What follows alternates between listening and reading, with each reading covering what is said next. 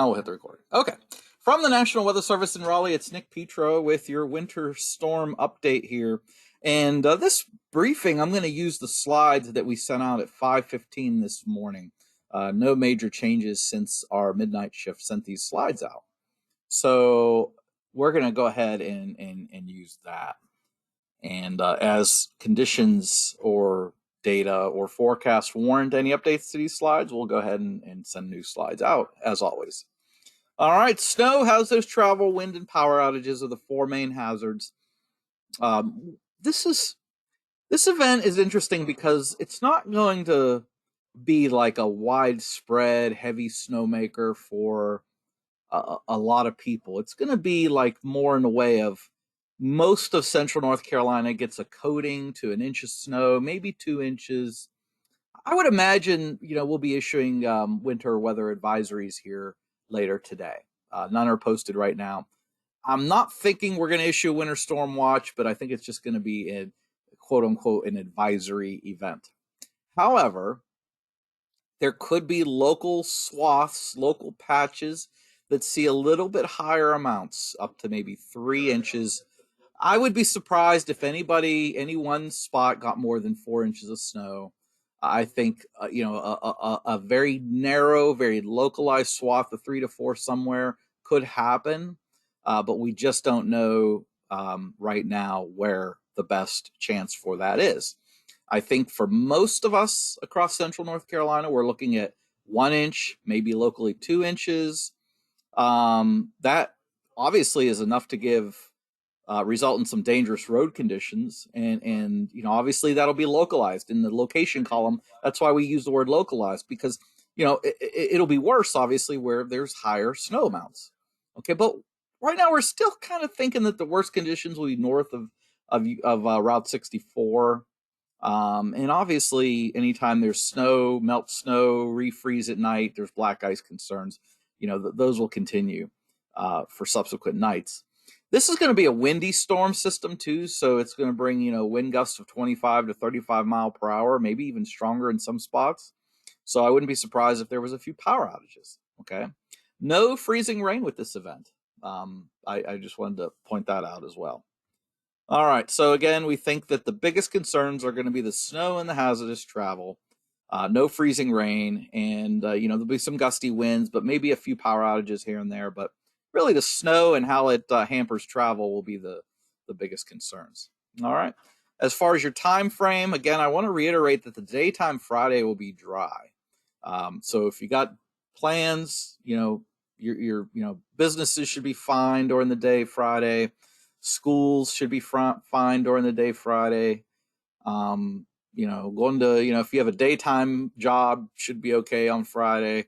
But once sun sets, that's when things, the tricky part, in terms of when is exactly going to start. I'm using sunset as a guide for when, things could start, snow could start falling. Okay. So, as long as folks are, where they need to be by sunset, whether, back home from school, or if, for those who work an evening job, maybe already at work by then, I think Friday evening precipitation will begin. And it may begin as a very brief period of rain, but then quickly change to snow. And then Friday night is when we expect the heaviest bands to move across. And Saturday is just a matter of the snow gradually ending, and then wherever the heaviest snow fell, obviously resulting in hazardous travel conditions. As we get into the latter half of the weekend, then we're just dealing with lingering travel concerns, maybe some black ice concerns, and that black ice concern, typical after any snow event, can continue into the subsequent nights. So Sunday night into Monday morning. Obviously, there might be some patchy black ice. There'll be a lot of sunshine on Sunday, so really, I think Sunday is going to offer a really good day to get rid of and melt a lot of that snow. Okay? Actually, when I say a lot of the snow, there's not going to be a whole lot of snow in the first place. so maybe much of it, if not all of it, will melt on Sunday. All right? All right, so before I show you this, let me just real quickly see if I can pull up models. And again, this is a web page that I use because it's it's available. These are all free access. I'm not paying for this, and anybody can go and access this. And just as kind of a rough guide as to the what and the when. I'm using this more of a time to give you a sense of timing. Okay, but let me just jump right into this is 7 p.m. Saturday. A couple things I want to draw your attention to. This is the GFS model, by the way. You see these blue lines?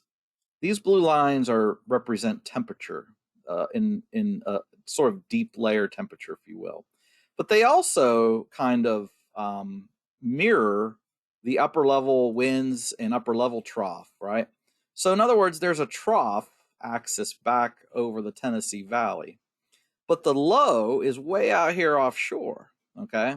So if this low was tucked further to the west or closer to the trough, we'd be looking at a much, much worse snow event here. So oftentimes what happens is when the trough is displaced further to the west than the surface, okay, because this trough that I drew a line right here, this is, 20,000 feet above the ground. This low here is at the surface. And when they're separated by that amount, oftentimes dry air comes in on the back side and feeds in between the upper trough and the surface low. And we refer to that as a dry slot. So all the models are pretty much showing that this dry pocket of air will come around in between the upper trough, which is here, and the surface low, which is here. Okay, and that will basically limit our ability to have a much more prolific precipitation event. However, what we are going to have to deal with is this batch of precipitation, which is more associated with the upper trough than it is the low. You see all this precipitation here? This is all associated with the surface low. Okay, this precipitation is more associated with the upper trough. So anyway, we'll all of this will stay to our east, all of the surface low precipitation. Okay, so I wanted to point that out, why this is probably not going to be as prolific as an event. So anyway, this is 7 p.m. and it's still dry across most of central North Carolina. That's why I said, if you get your if you're basically home or at work or wherever you're going to be by sunset, you should be all right. And then once the sun sets, then things really kind of kick in, because the precipitation batch associated with this upper trough here, okay, remember I'm just drawing a line between each of the lines of the trough, all the precipitation associated with it will finally make its way across central North Carolina overnight. All right, so this would be 1 a.m. Saturday morning. This would be 7 a.m. Saturday morning. And this would be 1 p.m. Saturday morning. So basically, the period of worst weather will be between here, which is 1 a.m. Saturday morning, and 7 a.m. Saturday morning. Okay, that's when the snow moves across central North Carolina. And it's basically just this one batch. So that's why we think a general 1 to 2 inches of snow is probably the way to go with this storm. Okay, but somewhere, whenever you have, upper lows and precipitation associated with upper lows, oftentimes there's sometimes what we refer to as banding that occurs, and that could put down a swath somewhere across central North Carolina of higher amounts, locally higher amounts. Somewhere gets a 3-inch amount, somewhere gets a 3.5-inch amount. At this point, I just don't know where exactly that's going to happen. Okay, so let me back up here. So that's 1 a.m. and then 7 a.m. Saturday. So that's when most of this snow falls. Okay, this is the GFS model. Excuse me, my throat's getting a little dry here. Let me switch to a higher resolution model, the NAM model, North American model. And what I want to do is just quickly show you how I just want to quickly show you how it pretty much shows the same thing, but it shows higher detail. And the reason it shows higher detail is because it's a much higher resolution model.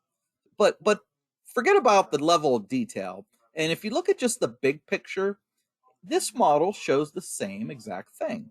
It shows the upper trough over the Tennessee Valley, the surface low way far displaced from the upper trough. It shows a dry slot coming in here, right? And then it shows a batch of snow more associated with this upper trough moving across central North Carolina. It just happens to show it in a greater level of detail. But this time frame right here, let me back up. That's 9 p.m. 9 p.m. Friday. That would be 11 p.m. Friday. That would be 1 a.m. Saturday.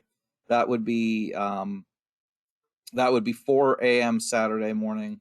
That would be that right there is 7 a.m. Saturday morning, and then 10 a.m. Saturday morning as it's exiting. Okay, so right here, right in this time frame from here, which is basically 9 p.m. Saturday evening when it gets into the triad, to 7 a.m. Saturday morning when it's exiting the I-95 corridor.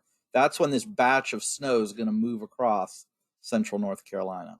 And again, a general 1 to 2 inch seems to be the way to go with this, with somewhere, I can't tell you where, gets a little bit higher amount. Okay. Now, how could this forecast go wrong?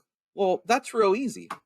That's real easy. The show, right? I'll show you a model that shows this forecast going wrong. This model right here. Now, why does this forecast show it going wrong? Because what this model shows is it shows the excuse me, it shows the surface low much closer to the coast. And it shows the upper precipitation further to the west, and it shows actually some precipitation moving across central North Carolina actually associated with the surface low itself. So the point is right now a 1 to 2 inch snow event seems the most likely scenario. We have the bulk of the models are agreeing on that scenario. However, there's a model or two out there that shows the surface low staying closer to the coast. And if that happens, well, all bets are off, and we're looking at probably a much higher snow event. Okay, so with greater amounts.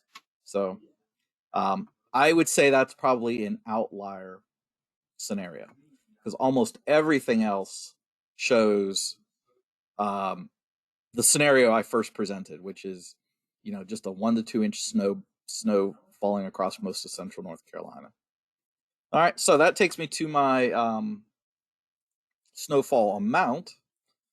Okay, if I can there we go. Okay, so and this basically just shows what I already outlined: a 1 to 2 inch snow event across much of central North Carolina.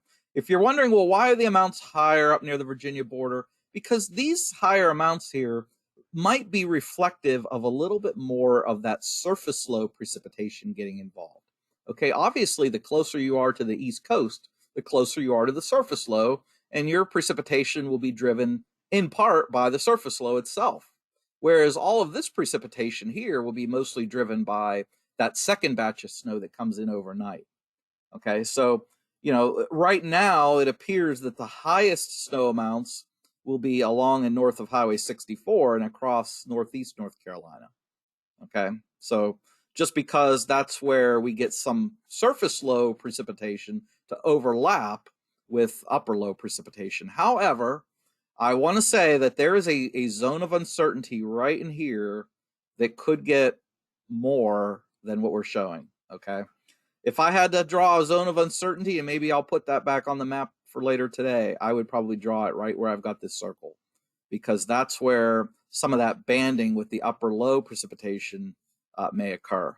Okay, so basically we're talking from the triad south toward Albemarle and Wadesboro. All right. All right, so there's our amounts. And okay, if things go wrong, well, here's those higher amounts I was saying if the low hugs the coast on the right. And if that upper low, if the low stays far offshore and the upper low and the precip with the upper low doesn't really amount to much, we could end up with nothing.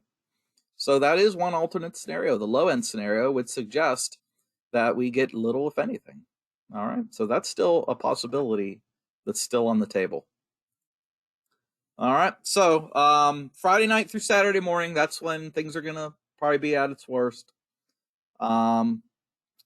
You know, it may briefly start out as some rain, then quickly change over to snow, you know, moving from west to east across central North Carolina during the nighttime hours. All right. Again, we're thinking this is going to be a 1, maybe locally 2 inches of snow across much of central North Carolina. I think later today we'll probably put out some winter weather advisories for this. Again, if some spot hit 3 inches, I would not be surprised. Okay. The worst case scenario is that the low hugs the coast and we get more than this. Okay. But that's a outlier solution. Watch out for the wind gusts. There could be a couple isolated power outages due to maybe 1 or 2 or 3 trees that fall over. All right. Watch out for that black ice the subsequent nights thereafter. That's pretty typical. And obviously, we should be preparing now for winter storm conditions that could affect travel Friday night through Saturday. And just want to remind folks that we'll be back, at 4:30 with another update. If there's any watches, warnings, or advisories posted, we'll bring that to you as well.